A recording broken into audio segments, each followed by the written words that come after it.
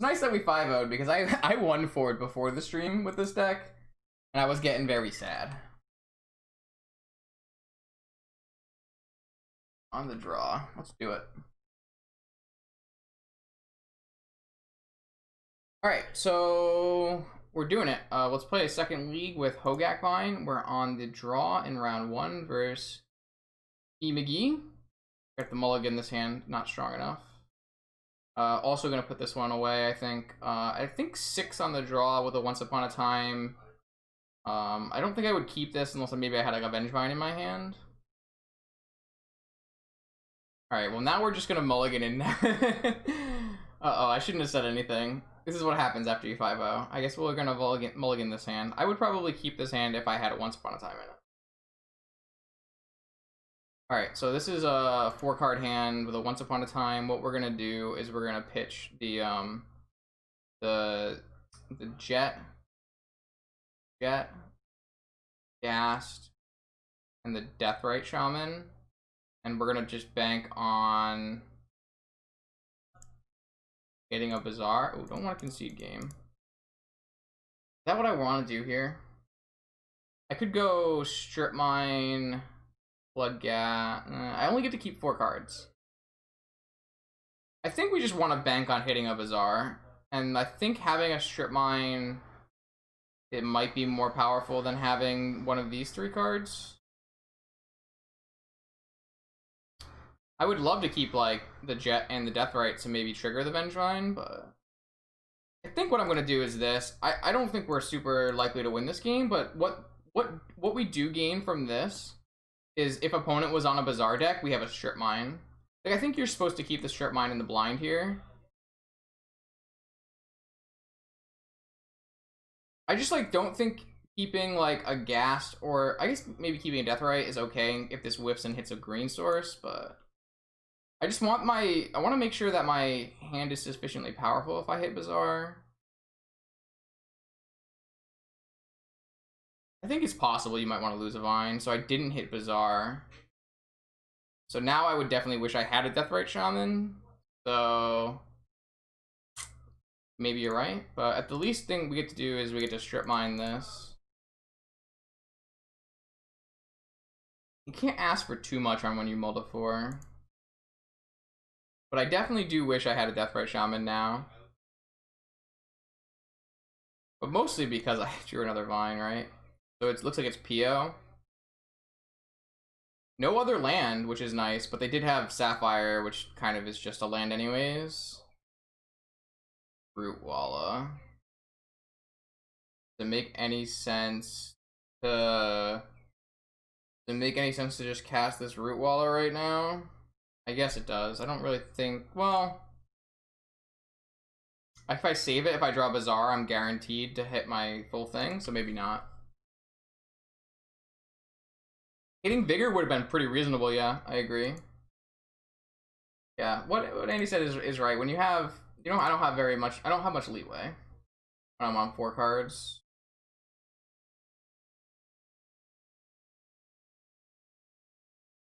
So this is gonna get you either Ancestral or PO. Ancestral. Don't have a Vigor. I really just kind of just need to hit my Bazaar, which is a 4 and 53 with 4 cards being on the bottom, so a 4 and 49. Bazaar? And hit the Bazaar.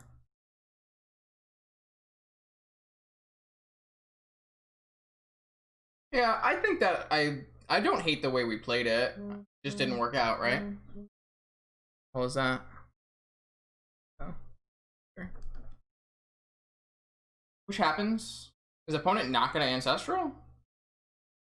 Even though they're at 7 cards, they have a land drop to give, and they're on PO? I don't like that. I don't like that. As the PO player there, I think I would PO. If you hit no Moxen and no lands, then like, yeah, you're gonna discard cards, but I don't know. I feel like this is too I guess like they're allowed to be this cautious because we're not doing anything, but ha ha ah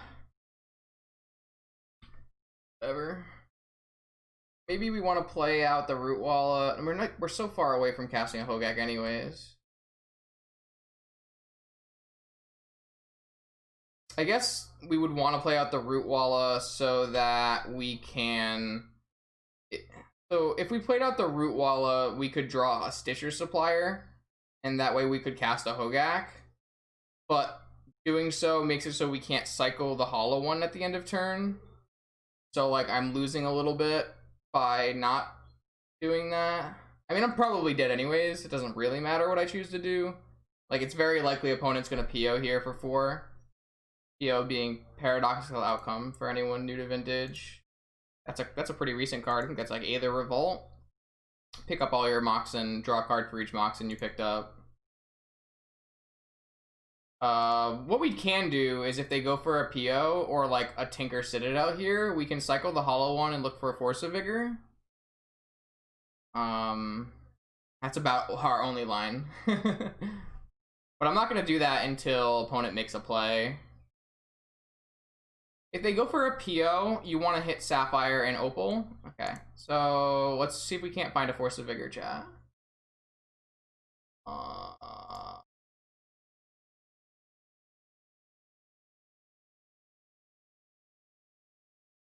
Cycle.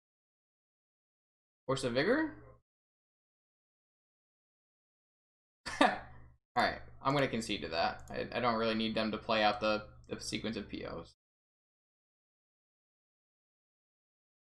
Oh! Alright. So, against PO, I want to bring in Chalice of the Void, Collector Oof, and Deafening Silence. And we want to board out Bloodghast, Ball Therapy, and the Stitcher Supplier. I think that's like the 8th card to board out here. You could choose something differently. Like maybe you could board out the 4th Hogaak, or maybe like can't really board out a land here because you really need to hit. It's hard to cast Collecting Oof in our deck as it is.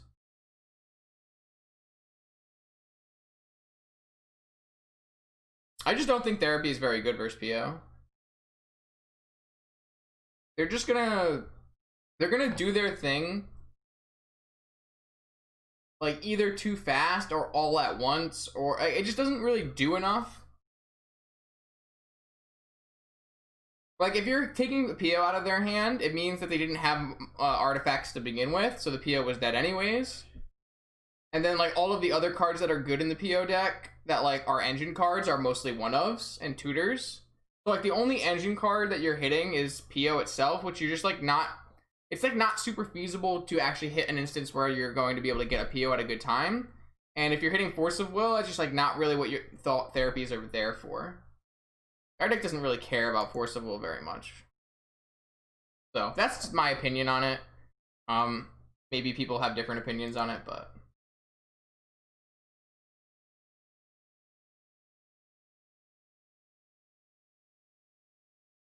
oh, another one.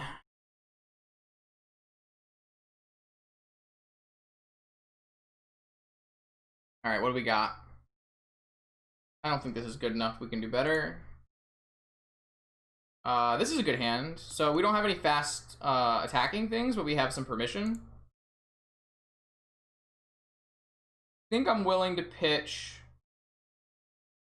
the Supplier, because I think that if we're gonna like, if we hit a good Vigor, they're likely to have a non-basic that we can Wasteland and then like really lock them out.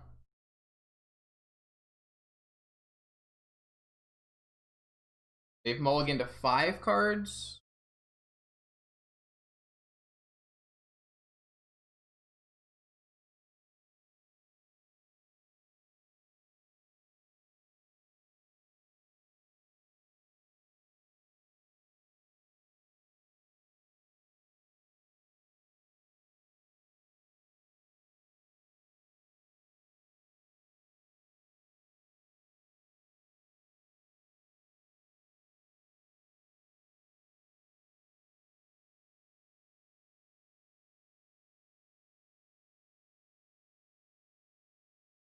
Oh, okay, let's go.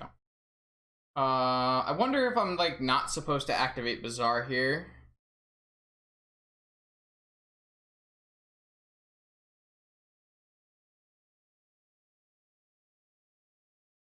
I could see just not activating Bazaar here.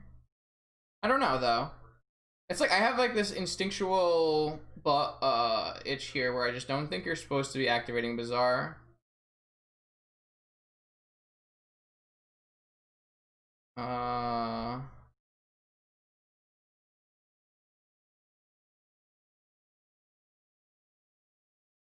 think the information value is only high in post-board games. And even then, I don't think it's super good in our deck. So like we are kind of like maxed on slots, so I do think I want to just end step here though. Yeah. Vengevine, Hogaak, Force of Vigor. I guess we can get Surgical in this vein, but Raw, Bizarre, Hogaak, Wasteland gets two hollow one. So we have to decide if we want to play around Tabernacle or hold open Force of Vigor.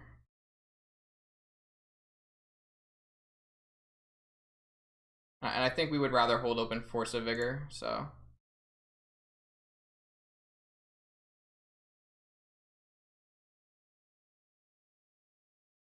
Oh, I don't have two Vengevines. I have one Vengevine? I guess I forgot, but that's fine. This is still attack to 16 with 12 power. It's not a bad place to be. I don't know why I thought I had two Vengevine. But I think this is better. I could be wrong, though. It's PO. You have to put a clock on them. You can't, like, play too scared of Tabernacle. Also, PO lists are, like, typically, like, kind of going back away from Tabernacle now. For a while, they were on, like, Tormod's Crypts, and then they moved to Surgicals and Tabernacles, like everybody else. And now they're kind of figuring that kind of, like, not the greatest sideboard slots for them, at least usage-wise. What is this? Cracking Black Lotus. Vamp? That makes sense. What are you gonna vamp for, though? Ancestral? Vamp for Ancestral, and then maybe Yawgmoth's Will or something? Yeah. They don't have much time. They have 2 turns to win, basically. If they tinker, we get to find out if they're a smart PO player or not. Because they would tinker out either a Blightsteel or a Bolus Citadel, and a smart PO player would have Blightsteel in.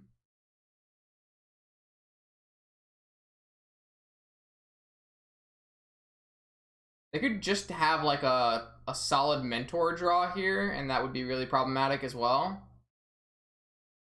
That doesn't seem like a solid play. Because now you just put yourself to onboard lethal. Okay, I mean, I'm down. You don't have to sell me on that, I'm in. You're like the only one running a Maze of It. Good tech, though. Certainly good tech. My typical philosophy is that if opponent is playing Force of Vigor or they're a creature deck, you typically want to be tinkering for a Blightsteel Colossus instead of a Bolus Citadel. Because if they're a creature deck, they're attacking your life total, which is going to make Bolus Citadel worse. And if they're a Force of Vigor deck, then your Bolus Citadel isn't always going to work. Well, that's just kind of how I view it. I know a lot of PO players don't play that way.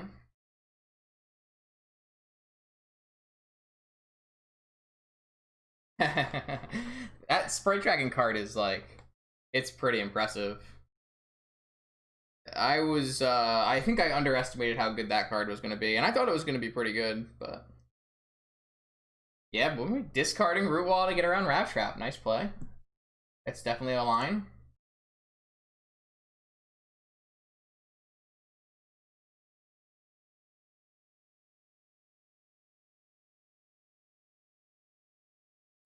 Ugh.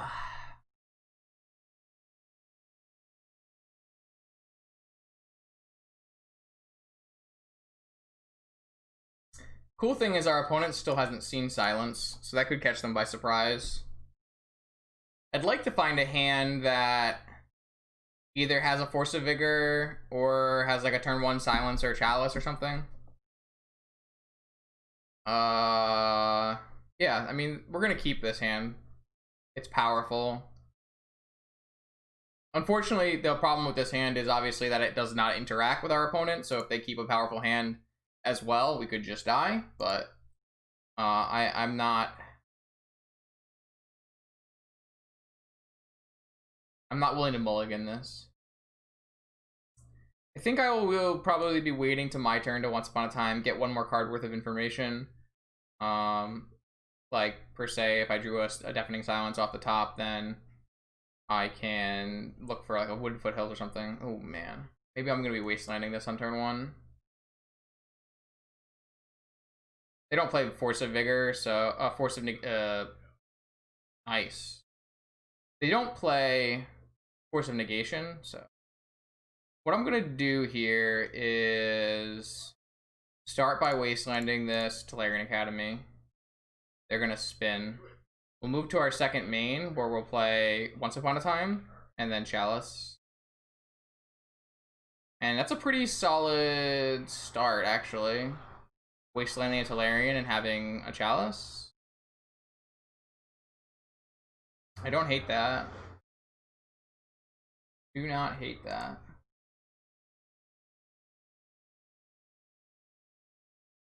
Let's go to second main. No Ancestral, you'll love to see it. Once Upon a Time full free. What does this find for us? So we didn't find a land to help us towards like Oof life, but we did find a Hogaak, and we're pretty close to doing Hogaak things. Kind of in on Hogaak. I think like even Wasteland's a reasonable option. I guess you could take Rootwalla to ensure that your Vengevine is coming back. You have a lot of choices here, actually, which is kind of interesting. Maybe taking the Rootwalla is actually better. Just ensuring that you put a clock on the board seems pretty reasonable, actually. I think that's interesting. I'm going to try the Rootwalla. And then Chalice on 0. See if they have Force of Willows with their 3 cards. If they don't, this should be pretty hampering. Nice. Alright, what else you got, homie?